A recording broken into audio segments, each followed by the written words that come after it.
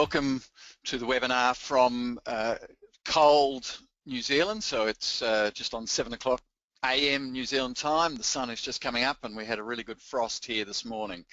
And for us, we are just at the start of our calving season. So we have a seasonal calving system, and spring here in the Southern Hemisphere is our main calving period. So life's certainly getting busy. And what I'm going to cover this evening for you is the whole story of internal teat sealants, and I've titled it From a New Zealand Perspective. And there are a few things that are a bit different about New Zealand than perhaps some of you are used to.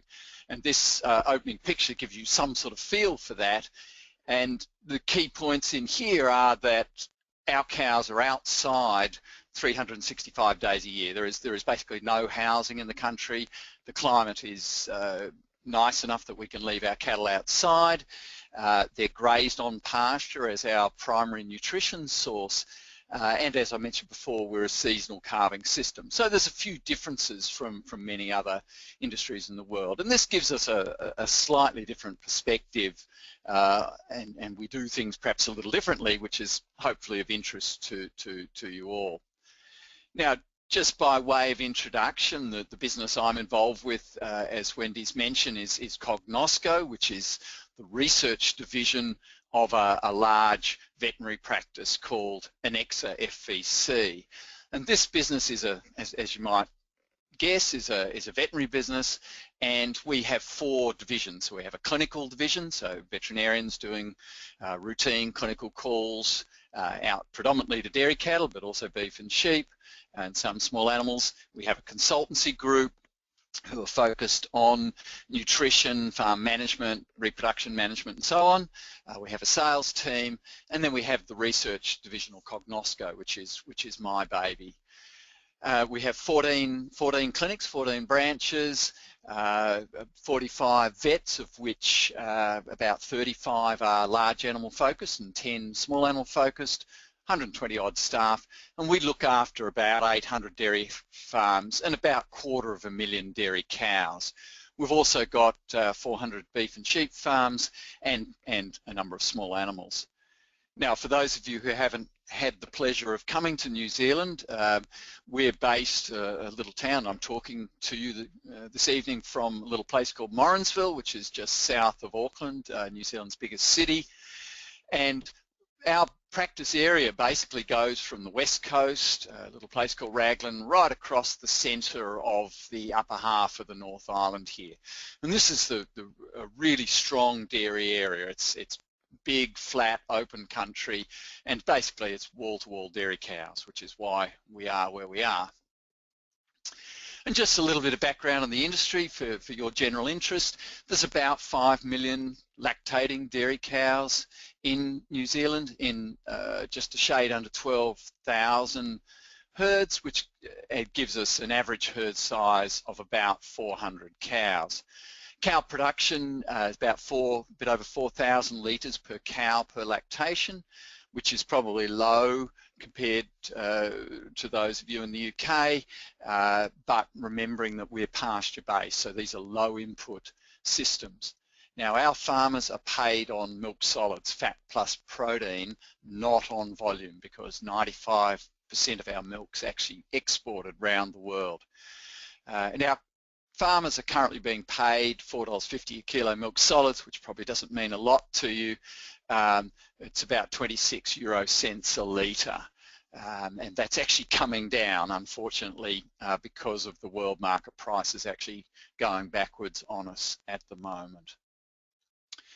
Now, turning to mastitis, which is the topic for this evening, this is a graph of the national bulk milk somatic cell count across New Zealand. So this is the yearly average bulk milk somatic cell count from about 10,000 suppliers, with the bulk milk somatic cell count up the y-axis here, year across the x-axis. And as you can see, from the late 90s onwards, there was a general increase in the bulk milk somatic cell count through to about 2008, 2009. And what happened at this stage was that we introduced a new national mastitis control program called Smart SAM, which I'll come back to. And this has resulted in a decline in annual average bulk milk somatic cell count of about 10,000 cells per year. And we're now running at a national average of about 174,000 cells. And this is the lowest, in fact, it's ever been. Now, there's a whole variety of reasons for this decline, but the vets and the farmers and the milk processors working together have been quite successful in improving milk quality. In terms of clinical mastitis, this graph represents the cow case rate, and what that means is if a cow has 2 infections in a lactation, she gets counted twice, so it's not cows but cow cases. And we've got the cumulative incidence across the x-axis here and the percentage of herds up the y-axis, and this represents data from about 120 odd herds. And the mean is about 14%, 0.14, but with some herds with 40 or 50% of cow cases per lactation. Now again, this is probably lower than many international figures, and it's partly a reflection of perhaps less pressure on our cows. Perhaps the diagnostics aren't as good, but also that we're not housing cattle, and being outside actually has some advantages. Now, in turning to mastitis epidemiology, this is a graph that is probably familiar to many of you, some work from Andrew Bradley and Martin Green in the UK, and what it represents is the risk or the rate of new infection up the y-axis and time across the x-axis here. And what it illustrates is that the risk of new infections is high in the period immediately after drying off, and then high in the period around calving. So it's this dry period, in fact, that's probably the highest risk period for mastitis for many herds. And commonly in our system and in other systems as well, it's actually environmental mastitis that is the major risk here. So in our system, commonly Streptococcus ubris, strep ubris. In other systems, it may be the gram-negatives, such as E. coli or Klebsiella, that are at high risk through this period of time. Now, as I mentioned earlier, the New Zealand system is a pasture-based system. So this picture illustrates how we manage our calving cows. So you can see these white tapes there, and if you look closely in the background there, and basically this is the group of cows, the springing cows that are about to calve, and they are given a new area of pasture every 12 to 24 hours. So they just move down the farm, as it were, being offered new pasture each day or each 12 hours. And this keeps the area fairly clean for them. However, in the foreground here, what you can see is that it rained the previous evening and the cattle damaged this area of pasture, what we would call pugging, some people might call poaching. And the net effect is this area gets very dirty, and not surprisingly, when the cows come in to be milked for the first time, they can look like this. So a lot of dirt down the back legs and over the udder. So it's not surprising, in fact, that we get a high incidence of environmental mastitis under these kind of management situations. And interestingly enough, some of the UK data, again of Andrew Bradley's, suggests the same sort of thing may be happening when cattle are turned out under UK circumstances. So thinking about the dry period and what we're trying to achieve in here from a mastitis perspective is really, it's twofold. So firstly, we're trying to treat existing infections. So if cows are carrying particularly major pathogen infections, so staphs or streps, then we want to be able to cure them, and the dry period gives us an opportunity to use long-acting antimicrobials to really get good cure rates, particularly for Staph aureus. But we're also trying to prevent new infections. So this dual aim over the dry period.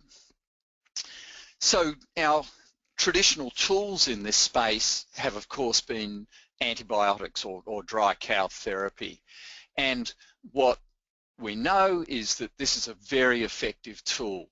So this is just a summary slide from a couple of peer-reviewed publications of meta-analysis by a Dutch group showing that dry cow therapy reduces the risk of new infection over the dry period substantially. So if we look at any pathogen or all pathogens, the relative risk is 0.61. That is, animals that are treated with dry cow have a 0.61 risk of having a new infection compared to no treatment at all. So nearly a 40% decline. And dry cow therapy works very effectively against strep uterus, where we have over a 60% decline, less effectively against the staphs with about a 24% decline. If we look at cure rate of new infections, of existing infections, we see that all pathogens here, the relative risk is 1.78, so basically an 80% increase in cure where cows are treated with dry cow therapy compared to doing nothing at all. And again, very effective with streps and with staphylococci. So there's no doubt that dry cow therapy works. It is a very effective tool for us. Now, under the New Zealand system, and this is a slide from Smart SAM, which is our National Mastitis Control Program, we think about our prescription at the drying off period in a herd level and then a cow level framework. So what we try and do is understand the epidemiology of the herd and try and decide whether it's a low or a high risk of contagious mastitis. So for example, herds with a high rolling bulk milk somatic cell count, a lot of recurrent mastitis, it's not responding to therapy, Staph aureus on culture and so on, poor teat spraying or teat dipping techniques and so on. So these are the high risk contagious or particularly staph herds. And on the other axis, we can try and categorize herds as having high or low environmental mastitis risk. So for example, a herd that has a high incidence of clinical mastitis around calving, particularly associated with strep uterus, would be seen as a high environmental risk herd. Now, having understood whether the herds are predominantly contagious or predominantly environmental risk herd, or in fact both, we can then start prescribing. We also can split the cows up based on somatic cell count, so low cell count less than 150,000, which is the cutoff we use in New Zealand to indicate that the cow is unlikely to be infected, and conversely, if the cell count's over 150,000 or there's a history of clinical mastitis, we would suspect that the animal's infected drying off. So in low environmental, low contagious risk herds, we may use teat seal alone in the low cell count cows and dry cow therapy in the high cell count cows. Going to the other extreme, if we've got a herd that's at high risk both for contagious mastitis and environmental mastitis, we'll use a belt and braces approach. That is a combination of both an antibiotic and a teat seal across all cows. And this does work.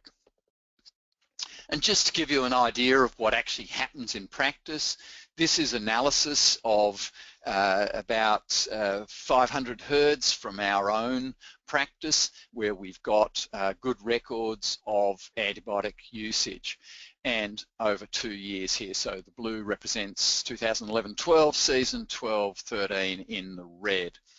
So what you can see is about 20% of the herds are using a strategy whereby only a proportion of the cows within the herd are treated. So commonly cows that are over 150,000 or 200,000 cells would be selected for antimicrobial, for dry cow therapy, and the remainder of the cows would be left completely untreated. So no treatment, no teat seal, no dry cow. The majority of herds, about 3/4 of the herds, would treat every cow in the herd with something.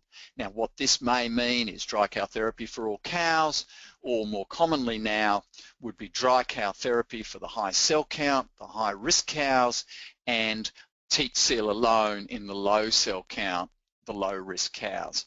And we've got about 10% of our herds that are using both dry cow and teat seal combined in the same cows at the same time, what we call combination therapy. And when we look at the estimated bulk milk somatic cell count based on, in this case, DHIA or herd test data, what we find is that the herds that use part herd dry cow therapy here in the red have higher bulk milk somatic cell count than the other two types of herds.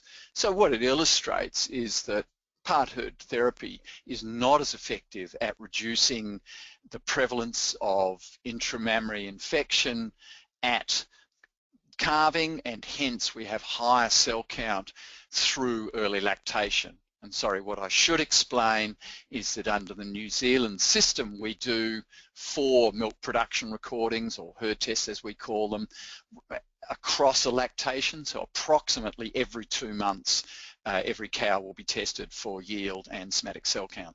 So herd test 1 is generally about 8 or 10 weeks into lactation. Herd test 2, therefore, is about 16 to 18 weeks, and so on. But as I'm sure you're all aware, there is increasing concern or focus on use of antibiotics by the animal health industries. So, for example, the Scandinavians and the Dutch have put quite considerable constraints on antibiotic use. And similarly, here in New Zealand, there's discussion ongoing about antibiotic use. And when we look at where most of the antibiotics are being used in the dairy industry, what we find is that 85% of the antibiotics on a daily dose basis are being used either in lactating cow therapy, so for clinical mastitis treatment, or in terms of dry cow therapy, and it's about even between these two categories. So if we want to manage overall antibiotic use, the first point of focus is going to be around mastitis in the dairy industry. The other question that's being raised is as to whether it is appropriate to use antibiotics in cows that are unlikely to be infected. So the prophylactic or metaphylactic use of dry cow therapy in low cell count cows perhaps is being challenged. So we really need to justify how we're making our decisions at that drying off process, how we're using dry cow therapy, how we're prescribing that, and to potentially look at alternatives in terms of management and alternative products to deal with the risk, particularly of new infection over the dry period. So this is where we can start talking about teat sealants. Now, teat sealants are actually quite old products. They've been around for over 40 years, with the first description in the academic literature coming from Bill Meaney in Ireland in the mid-70s.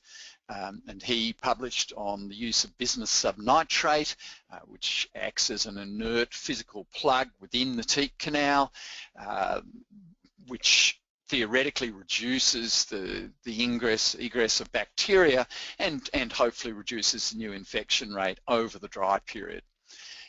And both in Ireland and elsewhere around the world, initially teat sealants were commercialised or launched in combination with dry cow therapy. But in fact, more recently, particularly here in New Zealand, the teat sealants are labelled for use on their own. They're not necessarily in combination with antibiotics. So I guess the next question is, do teat sealants work? And there was a meta-analysis undertaken by Ahmed Rabi and Anne Lane, based out of Sydney, a couple of years ago, where they took all the published studies around internal teat sealants available to them at the time and looked at how effective teat sealants were in terms of preventing new infection and reducing clinical mastitis. And they split the studies up into those that had a positive control design, so basically comparing teat sealant with antibiotics in this case, or negative control designs where teat sealant was compared to doing providing no therapy at all at drying off. And what we can see is that compared to antibiotics, the teat sealants are reducing the risk of new infection by 25%, so the relative risk of 0.75, and compared to doing nothing at all, there's nearly a 75% reduction in new infection rate. And similarly, in terms of clinical mastitis incidence in the subsequent lactation, compared to dry cow therapy alone, we're seeing a nearly 30% decline in clinical incidence rate and nearly a 50% decline compared to doing nothing at all.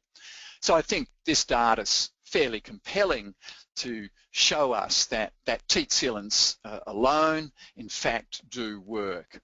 And for those of you interested in a bit more detail, this is what's called a forest plot for new intramammary infection comparing teat seal with a negative control, nothing at all. So down the bottom here, risk of 1 means that there's no effect of the teat sealant compared to doing nothing at all, and studies to the left of the line here indicate that there's a reduced risk. And each of these yellow triangles here represents a study, and the size of the grey box around the yellow triangle represents how big the study is. So this is a much bigger study than these studies, for example, and these horizontal orange lines are the confidence intervals. The important point here is that the vertical dashed line represents the main effect, or the meta-analysis estimate of the relative risk, and this triangle here represents the confidence intervals. So reading across, as I've shown you before, the relative risk is 0.31, so nearly 70% decline in risk of new infection with teat seal compared to doing nothing at all. So very confident, in fact, that teat seal is effective. We've done quite a lot of work with internal teat sealants here under the New Zealand situation, and I'm just going to run you through one particular study that we undertook, and this happened to be using Norasil, so the Norbrook teat sealant product. And I presented part of this data at Buiatrics in Cairns last year, for those of you who are lucky enough to be there. So what we did was take 465 cows from 3 herds, and we got their somatic individual cow somatic cell count data. We ranked the cows within each herd, and then within each sequential pair of cows within that ranking, we assigned them to be treated with Norasil in all 4 glands or in Orbisil in all 4 glands. So at animal level, cow level, the treatments were applied in all 4 glands.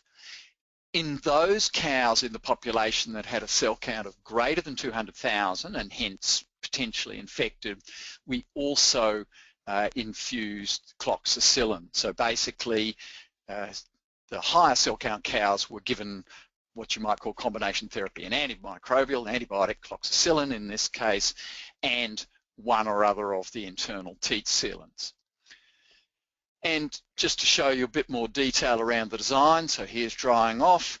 The teat ends were checked and the udders were checked for any obvious lesions. We took duplicate milk samples from each quarter for microbiology, and then they were treated as I've just outlined. We then assessed these animals at 14, 28 and 42 days after drying off, and at this stage we visually assessed and palpated the udders to see if any cows had clinical mastitis.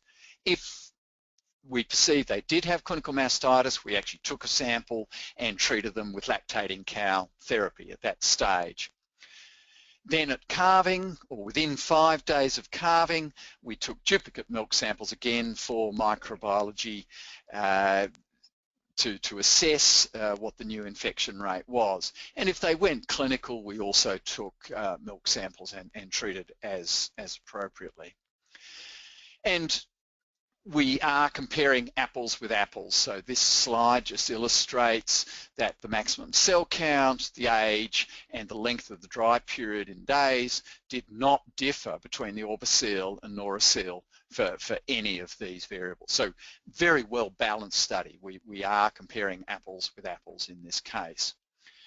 Turning to the microbiology, we've got the percentage of glands up the y-axis and the microbiology result across the x-axis here. The Orbiseal groups here in red and the Shoreseal or Noraseal in the blue, and the solid bars here represent the microbiology result at drying off, so end of lactation, and the hatched bars here are the results at the beginning of the next lactation, so after the dry period. So just at an overall level, what you can see is we've gone from about 55% of the glands being not infected at drying off up to about 85%. So clearly we've been effective in reducing the prevalence of infection at calving by using this particular therapy.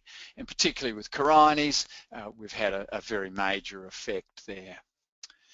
Now, getting down into detail, the percentage of glands with new infection was 8.6. And what I should point out is that the definition of new infection here is either a cow that was uninfected at drying off that then grew a pathogen or any bacteria post-calving, or where we grew a different pathogen. So for example, the cow might have had a coagulase negative staphylococci at drying off, but grew a strep ubris at calving, and that would be regarded as a new infection.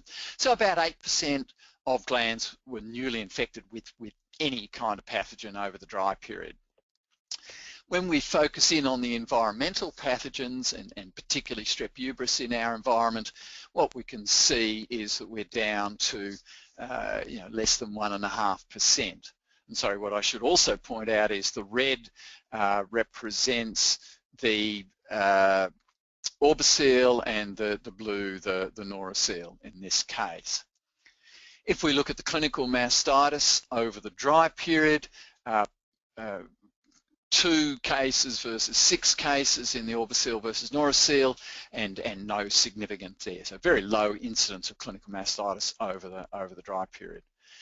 And in terms of clinicals in the first 30 days of the subsequent lactation, we've got survival on the y-axis, days after calving on the x-axis, and the Noraseal or Shoreseal here in the green line at the top has got a slower decline, has got a higher survival, if you like, than the teat seal or Orbiseal.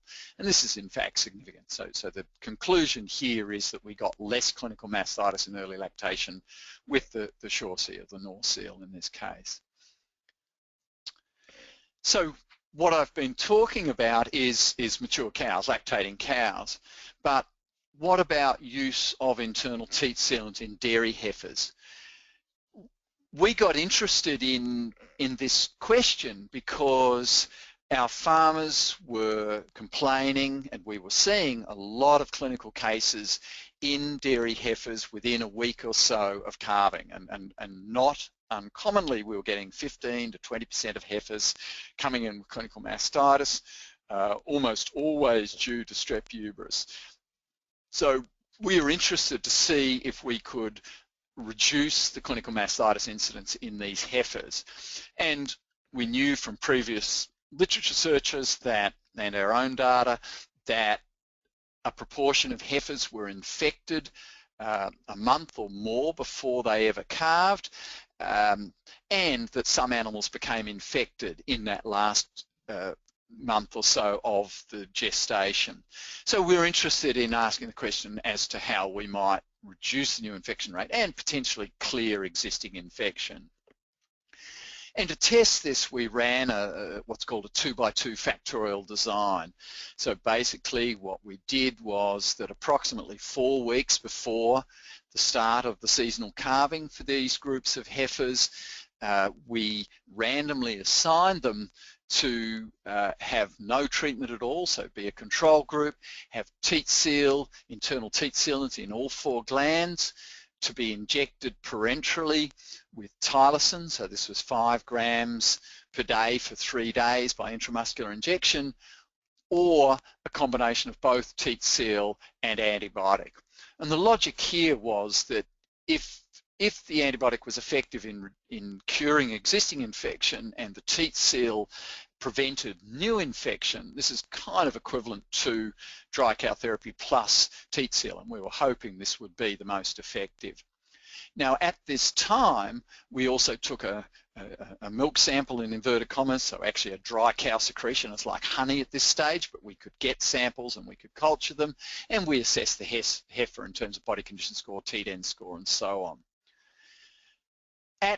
Within 4 days of calving, we took milk samples again for microbiology. We again assessed body condition score, teat scores, and so on. And we took milk samples if the animal was diagnosed with clinical mastitis. This graph represents the prevalence or percentage of glands that were infected pre-calving, so about 30 days before calving. And we've got the 4 treatment groups, the control group, antibiotic alone, teat seal alone, or teat seal plus antibiotic, and coagulase negative staphs or CNSs here in the green, strep uberis in yellow, Staph aureus in orange, and so on.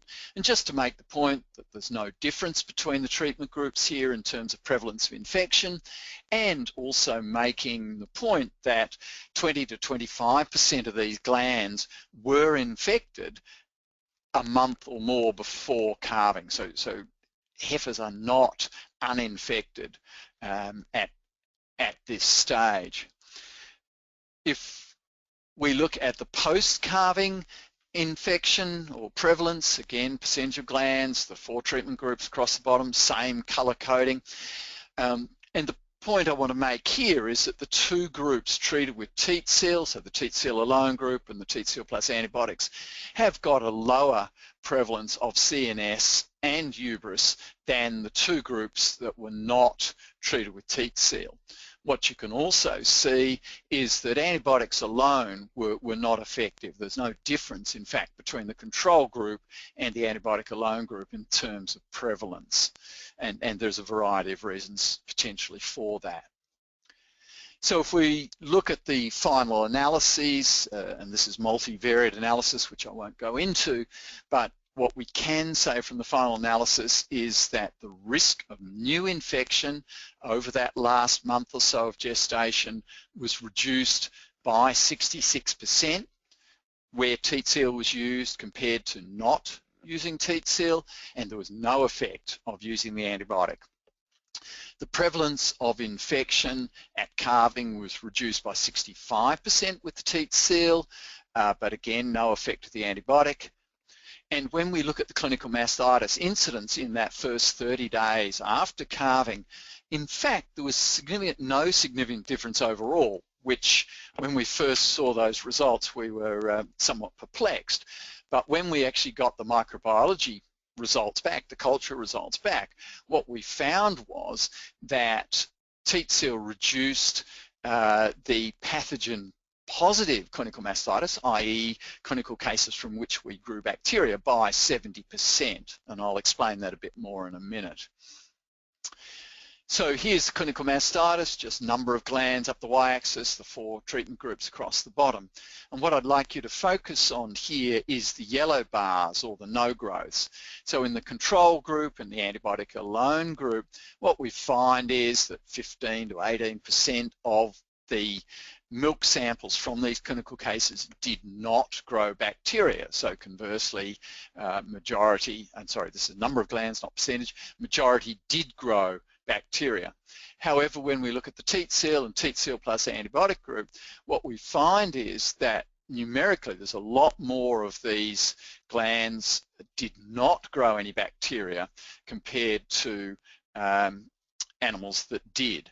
And what we believe was happening was that we were getting a lot of false positive clinical mastitis diagnosis, because what you find in heifers and in cows to some extent is that you'll get flecks of the internal teat sealant present in the milk for some days after calving, and farmers, due to lack of experience, were diagnosing that as clinical mastitis.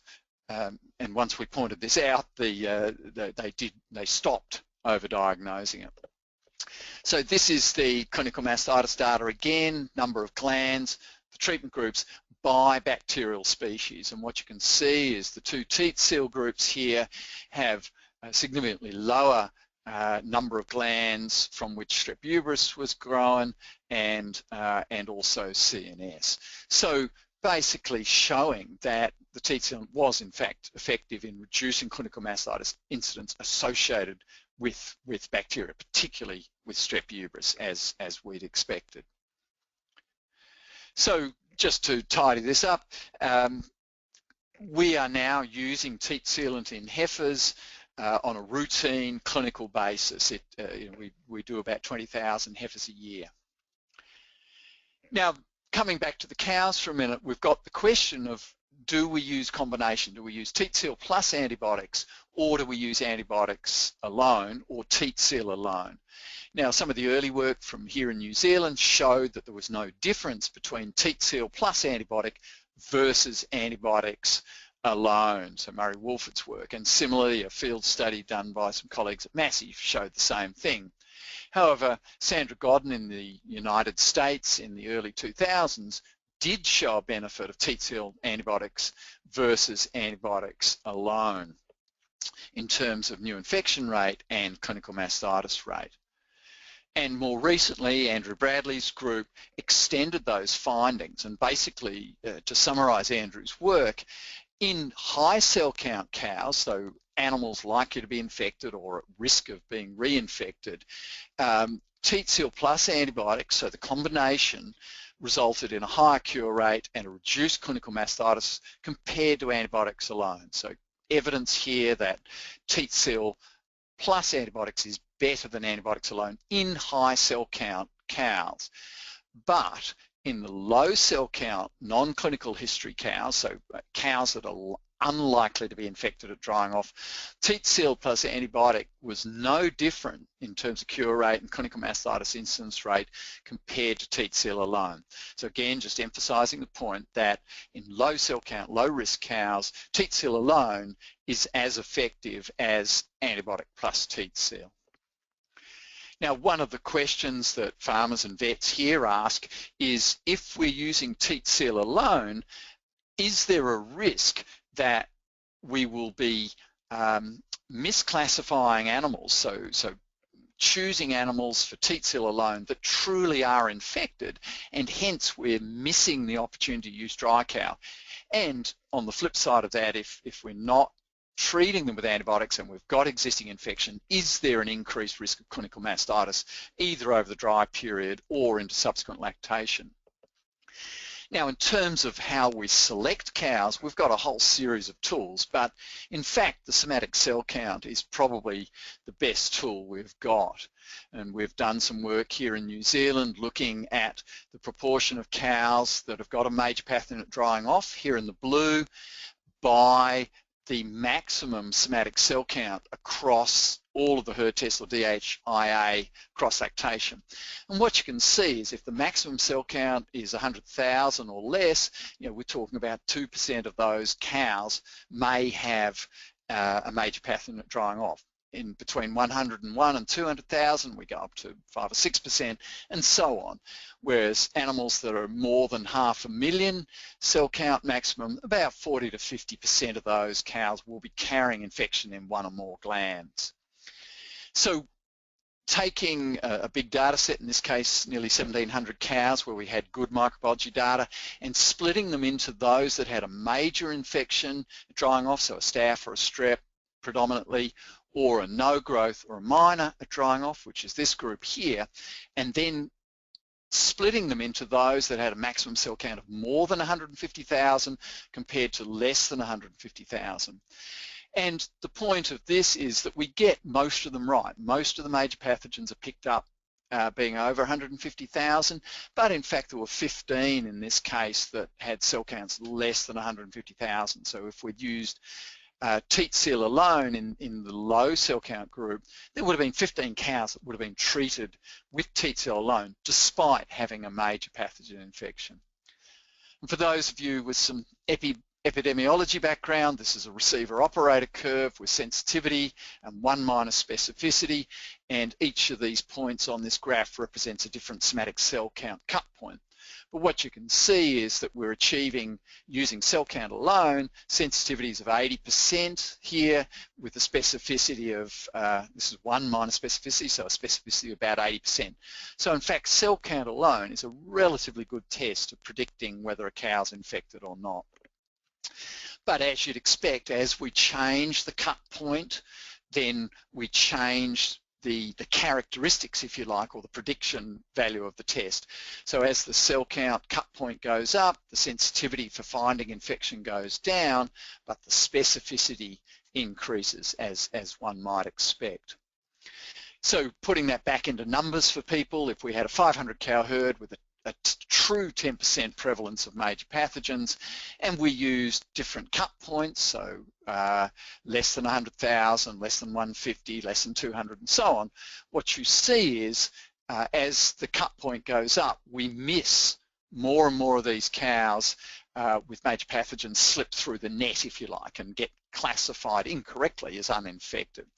But the advantage of moving the cut point up is we get less false positives. So you can see with a very low cut point, many of the cows that are over 100,000 do not have a major pathogen. They might have a minor pathogen, but they don't have a major pathogen.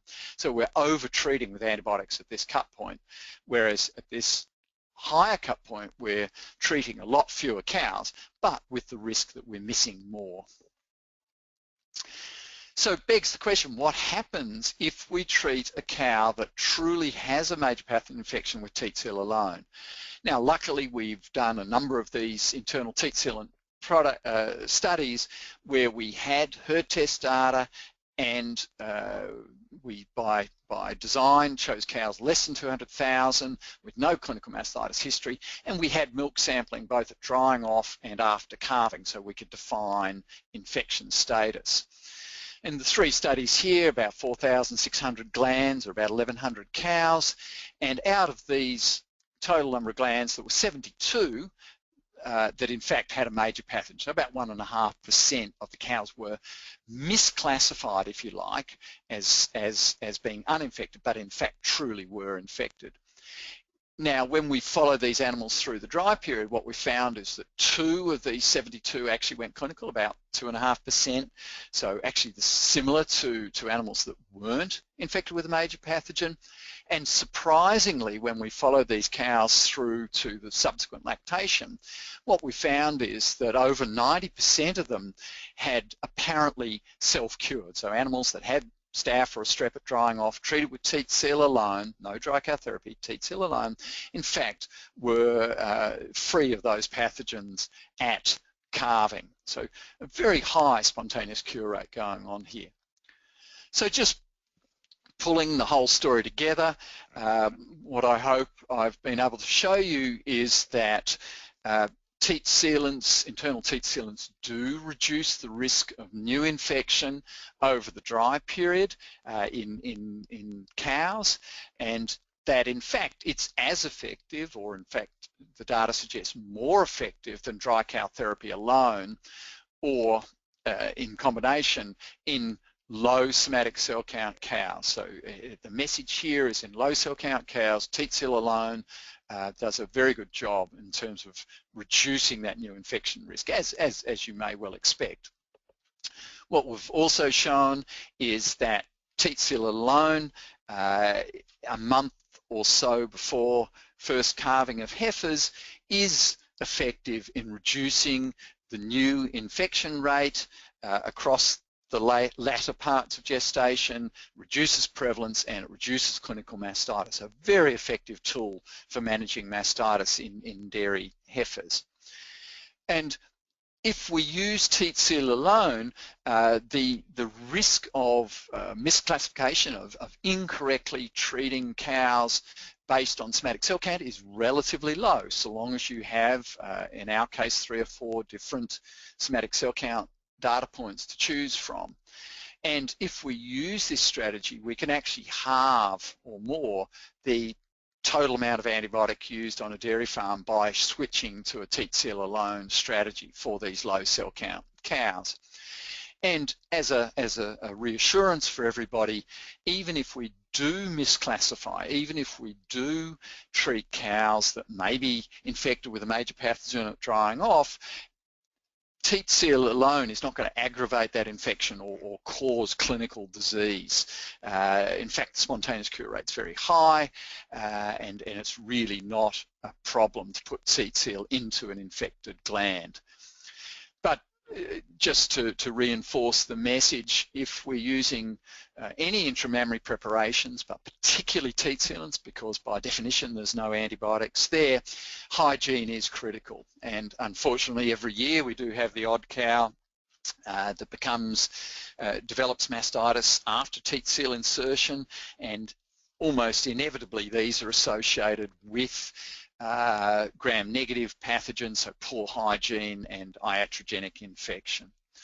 But if managed correctly, teat seal is a really powerful and important tool for us in terms of managing mastitis and antimicrobial usage. And with that, I'd like to finish the talk, and this is just a picture of within about 10 kilometres of where I'm sitting now, of some dairy heifers, Frisian heifers on pasture in the beautiful rolling New Zealand countryside. And with that, thank you for your attention, and I believe we've got a little bit of time to take any questions, so thank you. Thank you so much, Scott. That was a really detailed presentation. So thank you very much. And also thank you for getting up so early for us. Everyone appreciates that sacrifice you've made of an extra hour or so in bed, Scott, for us. So thank you for that. No problem. Just to mention, everybody, while you're typing away for your questions for Scott, the next webinar in this Norbrook series, we've got a little bit of a break, and then we're back on September the 15th, which is another large animal theme, liver fluke, 2, animal health 1, how to get even, and that is presented by Andrew Forbes. And then the last in this series of Norbrook webinars, September the 28th, anaesthesia of a geriatric patient, and that is presented by Alessandra Mathis, I'm not sure if I've pronounced the name correctly, from Willow's Referral Service. So don't forget those 2 dates in your diary. Make sure you've registered for those webinars. If there's anything that you wanted to go over again from Scott's presentation, don't worry, this webinar has been recorded, and as soon as it's been edited and uploaded onto our website, we will email you with details on how you can access that recording. As you leave the webinar, there will be a few questions that pop up, just a very short survey. Please do take the time to answer those questions. Your feedback is very important to us to enable us to provide the CPD that you want. And also there'll be the chance to ask for information from the sponsors as well. So thank you very much, Norbrook. And if you want to hear more from Norbrook, there is the opportunity to enter your details in the survey that will come up as you leave the webinar. Right, let's get on to those questions, shall we, Scott? Yes, please. We've had some nice comments here. Marissa has said, many thanks, Scott. Joanne has said, thanks very much for an informative presentation, Scott. So I shall try and cut through all the flattery and get to some questions. Martin from the UK, brilliant overview. Bear with me a second. Okay, question from James here. Thanks, Scott. Are CNS becoming a greater problem in New Zealand? Yeah, very good question. We get pure cultures of coagulase negative staphylococci from about 10 to 15% of our clinical cases. And I guess early on we were a bit skeptical that in fact they were the primary pathogen, and we felt we were probably missing Staph aureus. But In reality, it's been a consistent pattern for quite a number of years now. So I'm not sure that it's actually increasing in prevalence, but we're certainly more aware of it. And I guess the interesting question for us is to which of the CNS are the important ones here. As I'm sure many people are aware, there are more than 50 different CNS now being described from mastitis, and they seem to vary in virulence. And we unfortunately haven't had the resources to really understand that. But my guess is that some CNSs are more virulent than others and are, you know, really important mastitis pathogens.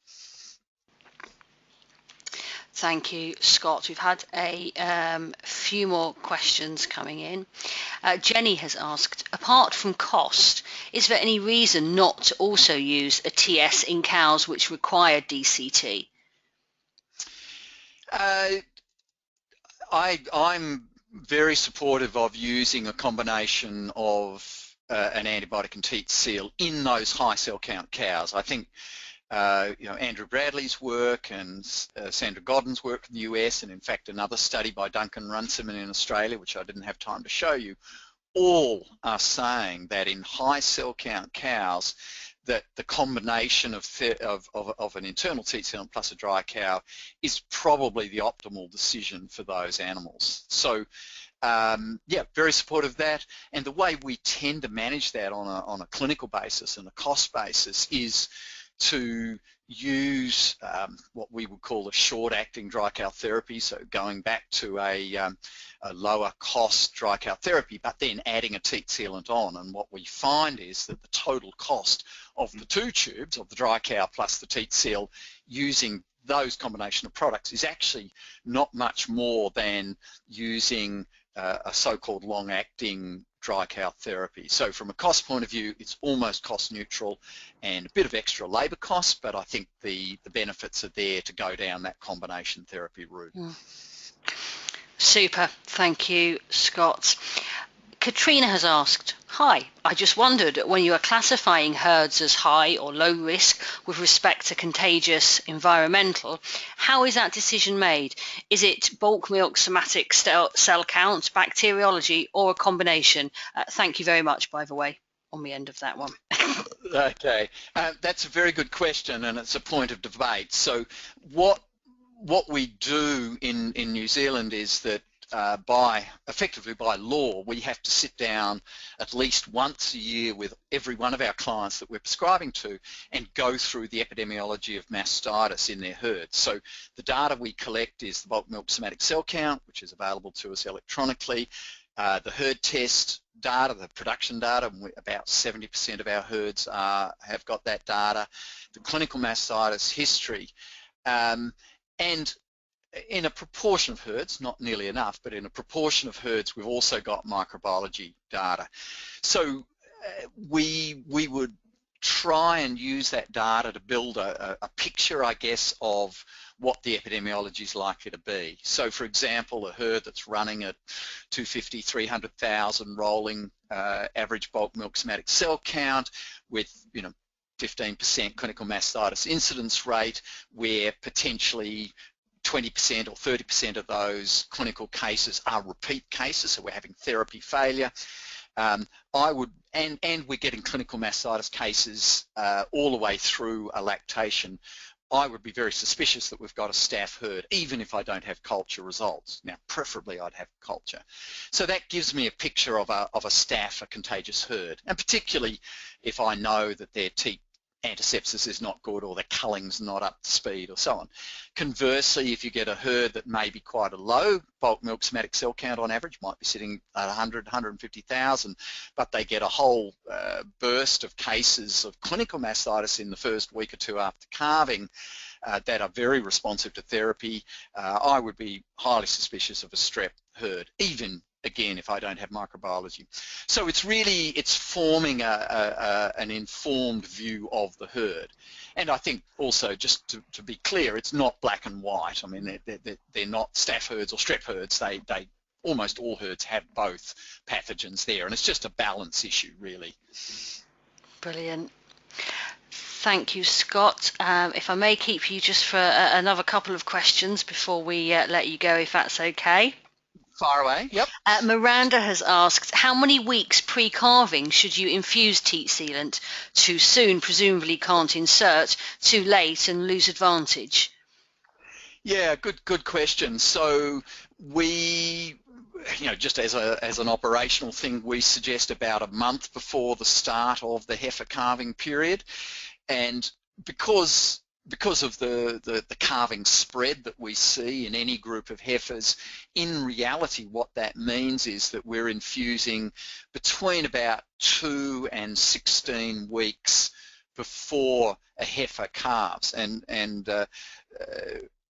she's absolutely right in the sense that if you try and go into a heifer that was, say, 16 months of age, for example, the teat canals are fairly small and there's a risk there that you'll cause some trauma. So what we find is that at least 2 weeks before calving is the optimal time, and in our systems, if we go in a month before, we're fine. Thank you, Scott. We have had a comment rather than a question. This is from Jeff, who said, really impressed with the content and presentation of tonight's webinar. Many, many thanks, from Jeff.